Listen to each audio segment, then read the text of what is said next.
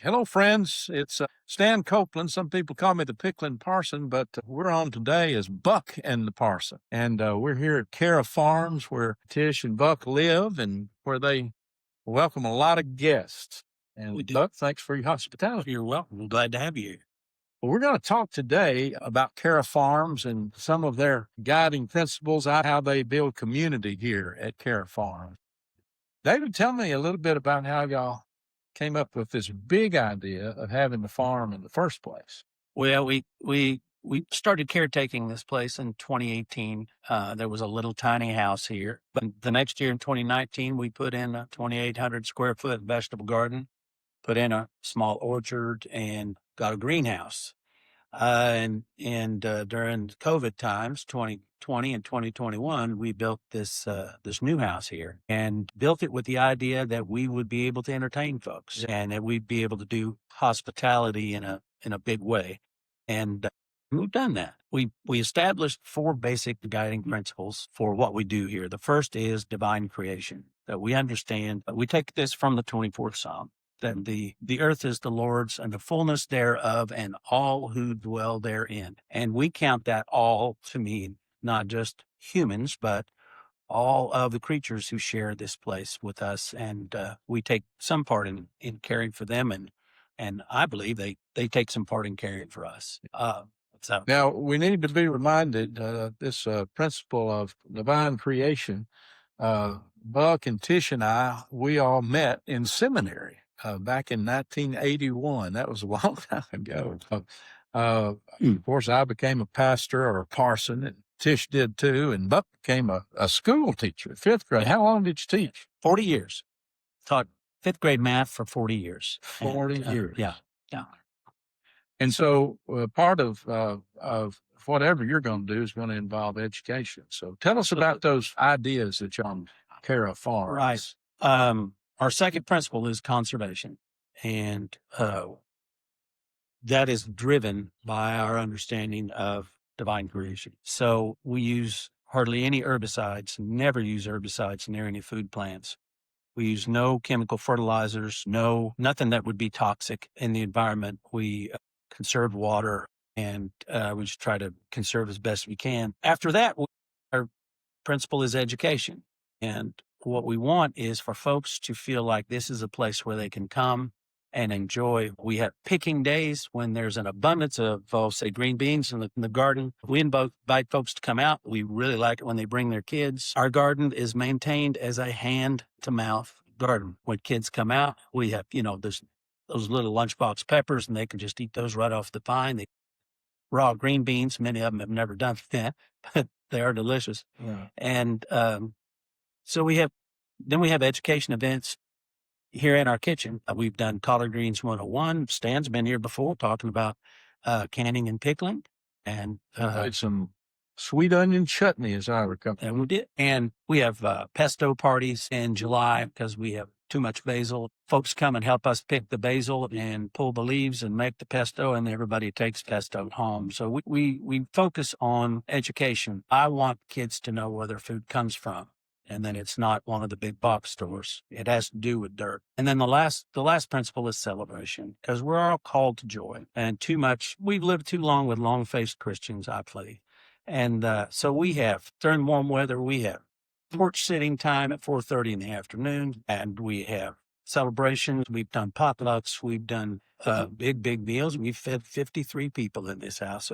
We just want this to be a place where people are comfortable coming and enjoying the glories that God's given us. That's right. Well, that's great guiding principles, and y'all are wonderful hosts. Tomorrow we're going to be gathering with a group right here. We're going to have a little cooking demonstration related to the Iberico pork. Right. So it's education and celebration. Absolutely. Right, absolutely. And y'all have heard a lot about our famous trip to Florida and South Georgia, where we got introduced to the Iberico pig. And so we're going to show how to cook the fruit of the pig's labor. And that's going to be fun. Hopefully a big house full then, and enjoy some food, fun, and fellowship for sure. That's right. Tell us about some of the events that y'all do related to creation beyond just the garden and picking the garden. What are some of the things that y'all highlight during the course of the year here where you invite community to? We have, let me preface this by saying we are completely non-commercial. We never charge for anything. Everything, all the events we do are always free, and we don't put on an event if children can't be present. So that's just our hard line. That's Tish's hard line. We are getting ready to start here in a couple of weeks with putting our little greenhouse to work. We will plant 17 trays of 40 cells each of heirloom tomatoes, peppers, some flowers, some herbs. We'll have a total 680 plants, and then I repot those, and we get those up to where it's time to put folks to put things out in their gardens. So we have a plant sale, and sale has quotation marks around it because it's by donation only. But folks come and they can get top quality heirloom gardening plants, and they pay whatever they think they're worth. And so our work then goes out into other people's gardens. And we hear from folks throughout the growing season. We get to high summer, and I'll say, somebody will text me and say, you didn't really tell me that those Asian traveler tomatoes were going to be that big and make that many tomatoes. Well, here's some ways to preserve tomatoes. You can make sauce, you can make paste, you can make sun-dried tomatoes. Anyway, that's one of the events that we have. That's probably our biggest event, and that's well received. And some of those tomatoes made it back to Stillwater Farm last year. I planted heirloom tomatoes, came up here and got several of them, made a little donation. Last year, the recipient of the donations, tell us a little bit about that. Was a new church start here in the Oklahoma City area called Cayley Community. And they were our beneficiary for 2 years. Last year was the second of those years. This year, the beneficiary will be a new scholarship program for women in ministry at St. Paul's School of Theology at Oklahoma City University. So those proceeds will immediately go all to that scholarship program. And we both went to St. Paul School of Theology, so we've got vested interest in this being highly successful. That's right. And we're going to try to make it so. You know, I had great success with tomatoes last year that I got here. Harvested the seeds as you coached me on some of those heirloom plants, and looking forward to planting those or bringing them to you and letting you grow them in the greenhouse. I don't have a greenhouse yet at the farm. Tell us a little bit about what heirloom means. Some folks may not know exactly what heirloom means. Heirloom plants are plants that are true to type. Their genetics stay true from one generation to the next. I'll give you an example. If you've ever bought lovely white mums at one of the big box stores and put them out in your garden in the fall, and then they go dormant, and then they come back the next year, you start seeing a little yellow, a little purple, a little orange in them, and it's because they are bred, they're hybridized, so they are not true to type. So their previous generations of genetics starts to pop up. With heirlooms, that doesn't happen. So if we plant a brandywine tomato, and then if you get an ugly tomato or one that the squirrels have gnawed on, then you just save the seeds out of that one, preserve those, and then plant them the next year, and you will get brandywine tomatoes all over again. So heirloom basically means true to type. It's also, most of these tomatoes are old. They're old varieties. Yeah. And I never plant a tomato that doesn't have a good story behind it. This year, Stan has turned me on to a tomato called Mortgage Lifter. That story was this man back in the 20s and just started raising these tomatoes. And I guess he had cross-pollinated them to get this one true type called Mortgage Lifter. They're a great big tomato. They're a meaty tomato. And back in the 20s, he sold enough of those little seedlings for $1 a piece. That was a chunk of change in the 20s. And he paid off his mortgage with the proceeds from selling those tomatoes.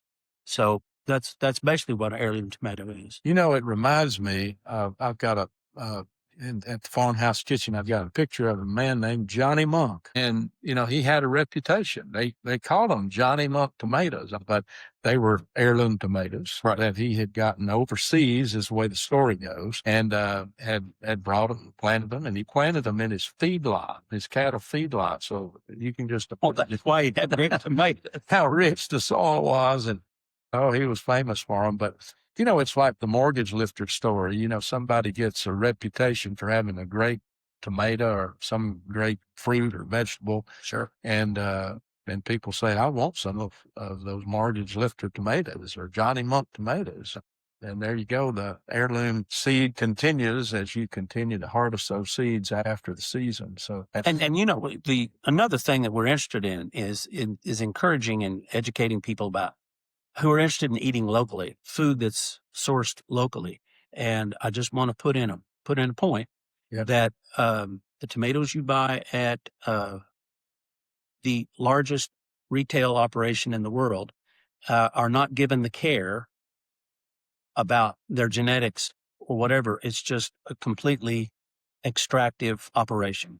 You go to your local farmer's market with somebody who has fussed over their tomatoes and cares about the story behind that tomato and its genetics. You're number one, you're getting more value than for tomatoes grown in South Texas. And number two, you're supporting a local business that then will circulate your dollars within your community instead of sending all the proceeds to Bentonville, Arkansas every night. I kind of gave it away. Oops, darn. So if you want to find people who love heirloom tomatoes and know something about what they're selling you, go make friends with one of your local farmers at the farmer's market. Yeah. That's a good word. And Cara Farms is all about lifting up local, building community, turning our attention to, well, we've been talking a lot about tomatoes, and that's for sure, but y'all have got blackberries. You had some of the most beautiful onions that we made that the onion chutney out of last year. What other plants do you have out there that you're planning to have out there? We're going a little more spicy on our arrangement of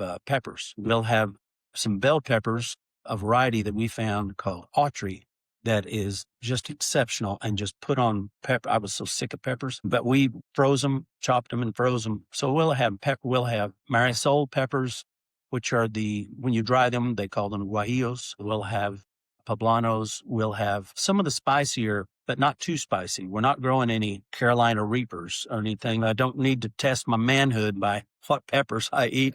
I want to enjoy them. And then we'll have salad greens, we'll have spinach, we'll have green beans, we'll have lots of cucumbers. And this year, 2 new projects. We've brought back the watermelon patch, and this year we've added a pumpkin patch. Oh, wow.